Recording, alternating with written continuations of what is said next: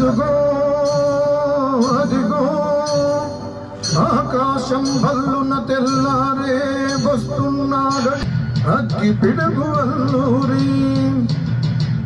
ఎవడు రానా భరత జాతిని కప్పమడిగిన తుచ్చుడు, ఎవడు ఎప్పుడా పొరుగు పుట్టిన తెల్ల దొరగాడెవ్వడు. బ్రతుకు తెరుగుకు దేశమొచ్చి బానిసలుగా మమ్ము నెంచి